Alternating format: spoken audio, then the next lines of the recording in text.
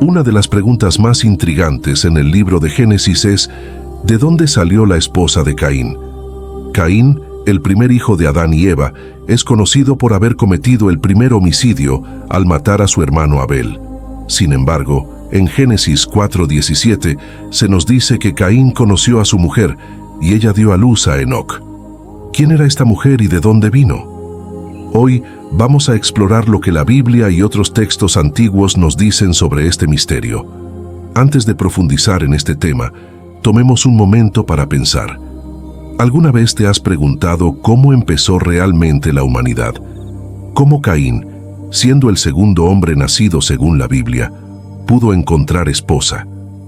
Esta es una de las muchas preguntas que han fascinado a los estudiosos de la Biblia durante siglos, y hoy comenzaremos a desentrañar este enigma.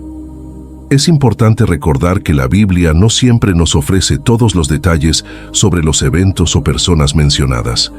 En muchos casos, se enfoca en lo que es esencial para el mensaje teológico y deja otros aspectos sin abordar directamente. Tal es el caso de la esposa de Caín.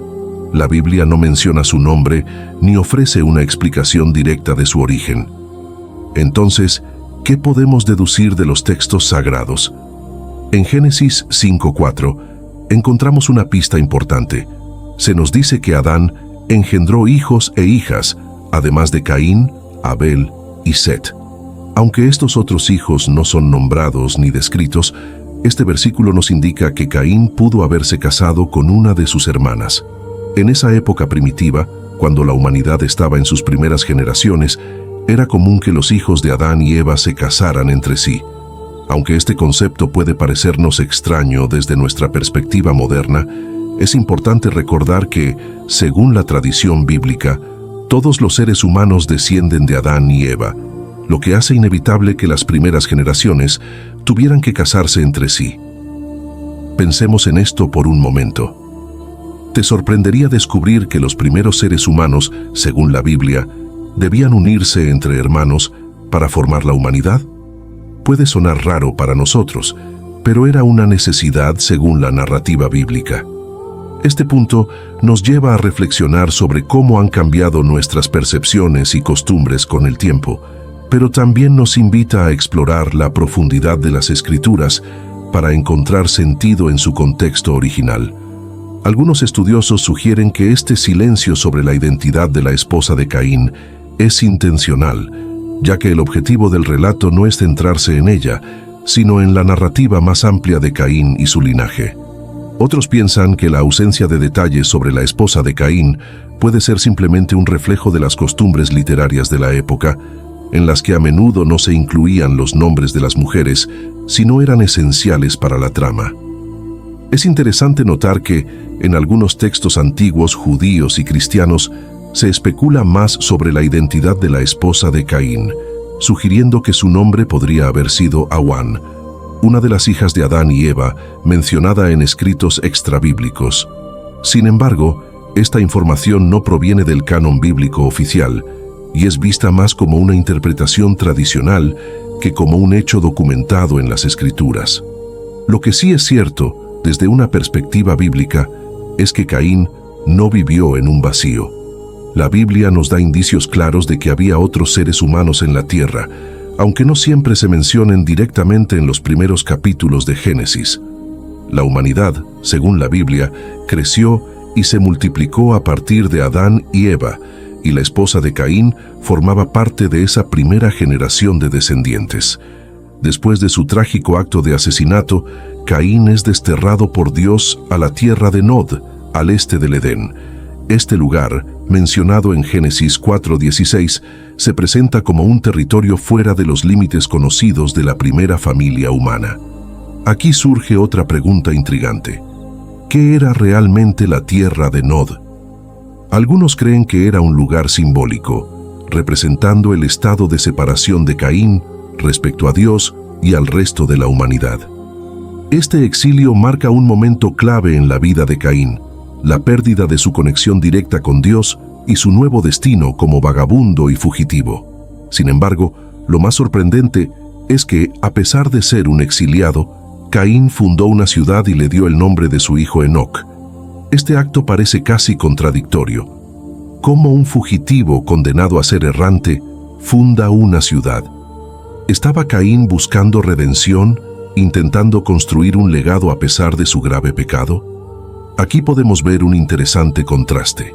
Mientras Caín es condenado a vagar, decide dejar una huella permanente en la historia humana, lo cual nos lleva a reflexionar sobre cómo incluso aquellos que han caído en desgracia buscan dejar algo duradero. Es un tema profundo que nos invita a pensar en la naturaleza del pecado, el arrepentimiento y el legado. A través de su hijo Enoc, Caín da inicio a una descendencia que, según el relato bíblico, fue significativa. De hecho, Caín mismo fundó una ciudad y le dio a esta el nombre de su hijo, lo que sugiere un deseo de establecer raíces permanentes, a pesar de su condición de desterrado. Este contraste entre el exilio y la construcción de una ciudad nos muestra una faceta de Caín que busca estabilidad y legado, incluso después de su grave pecado. Lo que hemos explorado hasta ahora nos deja con más preguntas. ¿Qué significa realmente el exilio de Caín? ¿Cuál fue la marca que Dios le puso para evitar que lo mataran? ¿Quién o quiénes podrían haber sido responsables de la muerte de Caín? Pues bien, la tierra de Nod, mencionada brevemente en Génesis 4:16, es el lugar al que Caín se dirige después de ser desterrado por Dios. La Biblia nos dice muy poco acerca de este lugar y sus habitantes, lo que ha llevado a muchas especulaciones e interpretaciones a lo largo de los siglos. Sin embargo, lo que sí queda claro es que aunque Caín va hacia Nod, ya existían personas con las que podía interactuar, como lo demuestra el hecho de que allí encontró a su esposa. Tomemos un momento para pensar, ¿cómo es posible que Caín encontrara a alguien con quien casarse en Nod si, según la Biblia, él y sus hermanos eran los primeros seres humanos? Este tipo de preguntas ha desconcertado a muchos lectores a lo largo de los años, y hoy nos proponemos arrojar algo de luz sobre este enigma. Entonces, surge la pregunta: ¿quiénes eran los habitantes de Nod? Aunque la Biblia no menciona explícitamente a ninguna persona de este lugar aparte de Caín y su familia, podemos inferir que el relato bíblico no detalla exhaustivamente la totalidad de los descendientes de Adán y Eva en sus primeras generaciones. Esto nos lleva a un punto clave. En Génesis 5:4 se nos dice que Adán engendró hijos e hijas, lo que sugiere que había más personas en la tierra, aunque no se mencione a cada una de ellas en los primeros capítulos del Génesis. Es muy probable que la esposa de Caín fuera una de estas hijas o incluso una de sus sobrinas. En los primeros tiempos de la humanidad, los matrimonios entre hermanos y parientes cercanos habrían sido necesarios para poblar la tierra. Aunque este tipo de uniones puede parecernos inapropiado desde nuestra perspectiva moderna, es fundamental entender que, en ese contexto primitivo, no había otra opción. Toda la humanidad descendía de una sola pareja, Adán y Eva. Imagina esto: la humanidad recién comienza, y todo depende de una sola familia. En ese momento, la noción de uniones entre parientes cercanos no sería ni extraña ni inapropiada. Hoy, con nuestras leyes y costumbres, nos parecería algo impensable, pero en aquellos tiempos era parte del plan divino para poblar la tierra.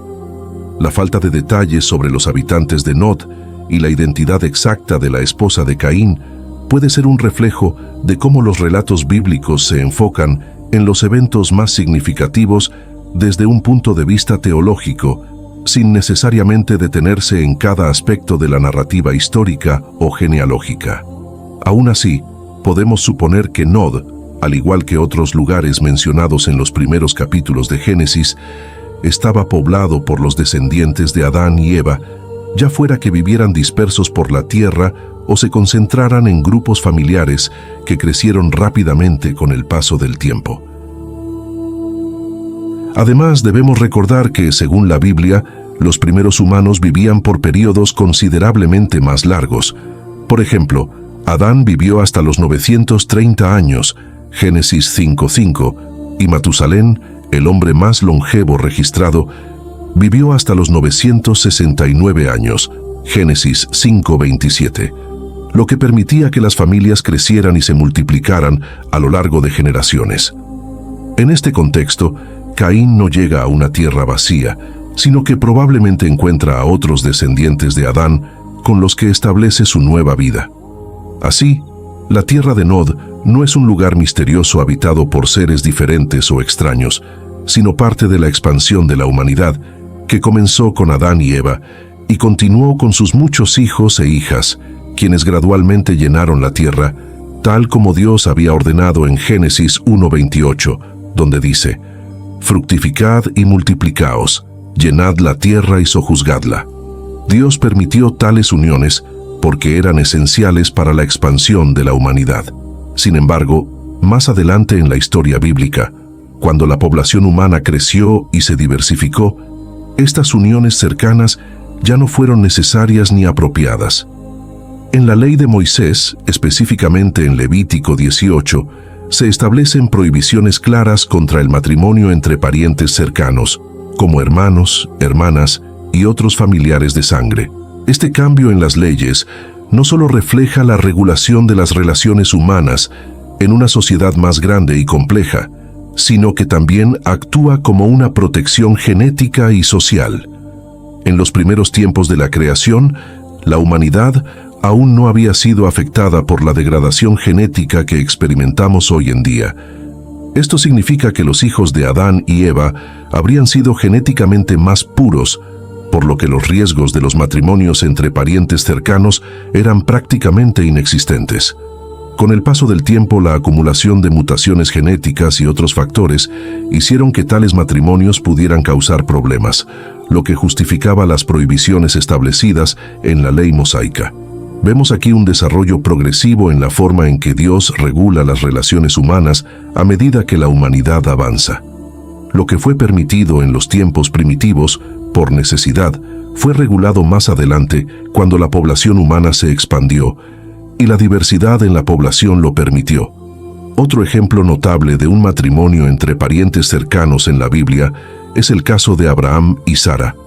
En Génesis 20:12, Abraham revela que Sara era su media hermana, diciendo: «Y a la verdad también es mi hermana, hija de mi padre, mas no hija de mi madre, y la tomé por mujer». A pesar de este parentesco cercano, Dios no solo permitió su matrimonio, sino que también los bendijo abundantemente, lo que muestra cómo, en los tiempos iniciales, tales uniones no eran consideradas inapropiadas o incestuosas, ya que las opciones para formar matrimonios eran limitadas. Abraham y Sara fueron seleccionados por Dios para ser los progenitores del pueblo elegido, y a pesar de su parentesco, recibieron promesas especiales de parte de Dios, incluyendo el pacto de que serían padres de una gran nación a través de su hijo Isaac. Este tipo de relación nos da una idea clara de que las normas morales y sociales evolucionaron con el tiempo, conforme las sociedades crecían y cambiaban. En los días de Abraham no existían aún las leyes que más tarde serían entregadas a través de Moisés. La moralidad sobre estas relaciones no era vista de la misma manera que lo sería más adelante, ya que las normas eran más flexibles en relación con las circunstancias de la época. Pensemos en esto. ¿Cómo habría sido vivir en tiempos de Abraham, cuando las leyes aún no estaban claras y las familias se veían obligadas a unirse entre parientes cercanos? Lo que hoy nos parece inapropiado, en aquel entonces era necesario y parte del plan de Dios. El caso de Abraham y Sara es único porque, aunque en nuestro tiempo sería considerado incestuoso, no generó consecuencias negativas visibles en su momento. Al contrario, su relación fue parte integral del cumplimiento del pacto de Dios para con su pueblo. A través de su hijo Isaac, se iniciaría una descendencia prometida, que sería el fundamento del pueblo de Israel.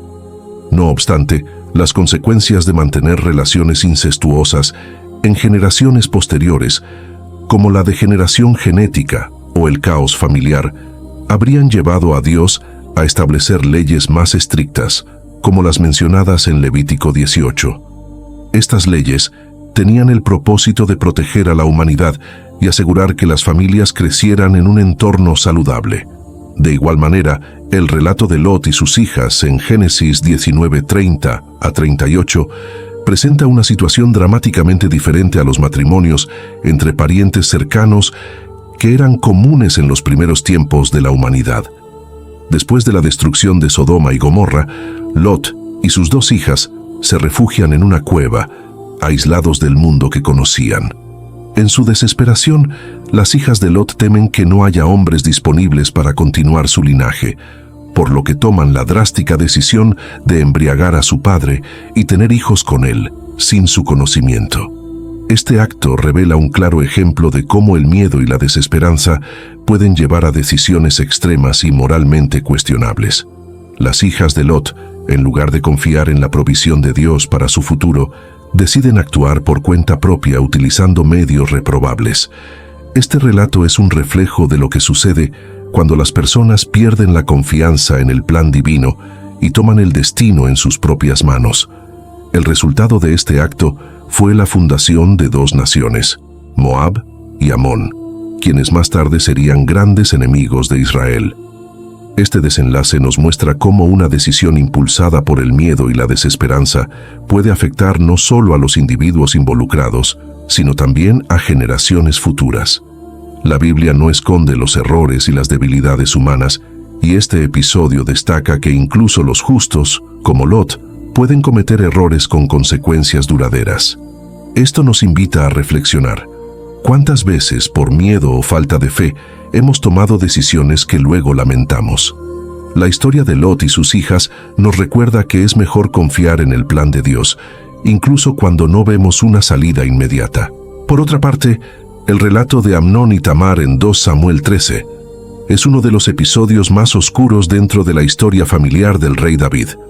Amnón, el primogénito de David, se obsesiona con su media hermana Tamar, hermana completa de Absalón, y desarrolla un deseo insano hacia ella. En un acto de manipulación y engaño, Amnón finge estar enfermo y, aprovechando la vulnerabilidad de Tamar, la viola. Este acto de incesto y violencia tiene consecuencias devastadoras tanto para la familia real como para el reino en general. A diferencia de algunos relatos tempranos en la Biblia, donde las relaciones entre parientes cercanos podían ser vistas dentro de un contexto cultural de necesidad, aquí el incesto toma una forma completamente diferente. Es un acto forzado y violento que va en contra de la ley de Dios y de la dignidad humana. El pecado de Amnón no solo es condenado por las leyes divinas, sino también por la propia narrativa bíblica. Es un ejemplo de abuso de poder, impiedad y desenfreno sexual, que fue castigado no solo por la ley divina, sino también por la mano vengadora de su hermano Absalón. Este relato nos muestra que, cuando el incesto y la violencia se mezclan, el resultado es una devastación tanto a nivel familiar como social. El hecho de que Amnón, siendo el hijo del rey David, cometiera este terrible pecado, no lo protegió de las consecuencias, lo que destaca un principio fundamental en la Biblia. El pecado trae juicio, sin importar el estatus o la posición de la persona. El castigo de Amnón fue doble. Primero, perdió a su hermana Tamar, quien quedó devastada y marcada por el dolor y la vergüenza de la agresión. Tamar, una mujer inocente, quedó desamparada y cargó con las consecuencias de una atrocidad que ella no provocó. Es un recordatorio desgarrador de cómo el pecado de una persona puede destruir la vida de otra, afectando profundamente a las víctimas de tales crímenes. Pero el juicio final sobre Amnón llegó a través de su hermano Absalón, quien, lleno de furia y deseos de justicia, lo mata como venganza por lo que hizo a su hermana. Pensemos en esto. La violencia genera más violencia. El pecado de Amnón no solo destruyó la vida de Tamar, sino que trajo caos y muerte a toda la familia. ¿Cuántas veces en la vida vemos que el pecado no se detiene en una sola acción, sino que se extiende afectando a otros? Este es un claro ejemplo de cómo el pecado, especialmente aquellos de carácter violento y abusivo, no solo destruyen a las víctimas, sino que traen caos, división y muerte a las familias. Además, este episodio nos muestra la incapacidad de David para controlar a sus hijos y aplicar justicia de manera efectiva, lo que a su vez genera un ciclo de venganza y violencia en su familia. El pecado de Amnón no solo causa su propia muerte, sino que es el comienzo de una serie de eventos trágicos que culminan en la rebelión de Absalón contra su padre David, lo que lleva al derramamiento de sangre y al desorden en el reino de Israel. Finalmente, no podemos ignorar el caso de Herodes Antipas y Herodías, relatado en Mateo 14, 3-4, un claro ejemplo de cómo las relaciones inmorales fueron condenadas tanto por la ley de Moisés como por los líderes religiosos. Herodes Antipas, tetrarca de Galilea, se casó con Herodías, quien era la esposa de su hermano Felipe, lo cual claramente violaba las leyes morales y religiosas de la época. Este matrimonio ilícito fue denunciado públicamente por Juan el Bautista, quien no temió proclamar la verdad ante los poderosos. Levítico 18 establece las leyes dadas por Dios a Moisés relacionadas con la moralidad sexual y las prácticas prohibidas entre el pueblo de Israel, con el propósito de diferenciarlos de las costumbres inmorales de las naciones vecinas. En este capítulo se prohíben las relaciones sexuales con familiares cercanos, tales como padres, hermanos, hijos, nietos, tías, tíos, nueras y cuñados. También se condena el adulterio, prohibiendo las relaciones con la esposa de otro hombre. Asimismo, se prohíben las relaciones con animales, bestialismo y las relaciones homosexuales, específicamente entre hombres. Además, Levítico 18 incluye una advertencia contra las prácticas paganas, como el sacrificio de hijos al dios Moloc, una costumbre común en las culturas cananeas. Herodes ignoró dicho mandato al tomar a Herodías como su esposa, mientras Felipe aún vivía. Para Juan el Bautista, este no era solo un asunto de parentesco mal visto, sino un acto de inmoralidad que reflejaba el deterioro moral de los líderes de Israel. Por ello, Juan lo confrontó abiertamente diciendo: «No te es lícito tenerla». Mateo 14:4, lo que desencadenó la furia de Herodías y en última instancia condujo a su encarcelamiento y muerte. Este ejemplo nos enseña que, al igual que en la época de Juan el Bautista, la verdad debe ser defendida, incluso frente a aquellos en el poder. Juan no tuvo miedo de hablar en contra del pecado, aun sabiendo que esto pondría su vida en peligro. Nos invita a preguntarnos: ¿defendemos la verdad con ese mismo valor sin importar las consecuencias? El matrimonio entre Herodes y Herodías no solo fue considerado incestuoso y pecaminoso, sino que reflejaba un desprecio abierto por las leyes divinas y una falta de respeto por los límites morales establecidos por Dios. La historia también nos deja una lección sobre la corrupción y las consecuencias del pecado. Herodes, aunque inicialmente temeroso de Juan el Bautista y consciente de que éste era un hombre justo y santo, finalmente cedió a las presiones de Herodías y su hija y ordenó la muerte del profeta. Este acto no solo marca la tragedia personal de Juan, sino también el endurecimiento del corazón de Herodes, quien permitió que su relación inmoral lo llevara a tomar decisiones que lo alejaron aún más de la verdad y la justicia. En conclusión, a lo largo de estos relatos, vemos cómo Dios estableció leyes claras para proteger la dignidad y la santidad de las relaciones humanas. Desde las primeras uniones en los tiempos de Adán y Eva hasta la ley mosaica y las denuncias proféticas de Juan el Bautista, la Biblia subraya la importancia de seguir los mandamientos de Dios en cuanto a las relaciones familiares y morales. Cuando estas leyes se rompen, las consecuencias son devastadoras, tanto para los individuos como para la sociedad en su conjunto. Finalmente, la lección es clara. El pecado, especialmente el que involucra el abuso y la inmoralidad, no solo trae consecuencias a quienes lo cometen, sino que destruye a quienes están a su alrededor. Gracias por ver este video. Esperamos que te haya sido de ayuda y que hayas aprendido algo nuevo. No olvides darle like y suscribirte para más contenido. También te invitamos a que veas alguno de los otros videos donde encontrarás más información interesante sobre temas bíblicos relacionados. Nos vemos en el próximo video. Que Dios te bendiga y te proteja siempre. Amén.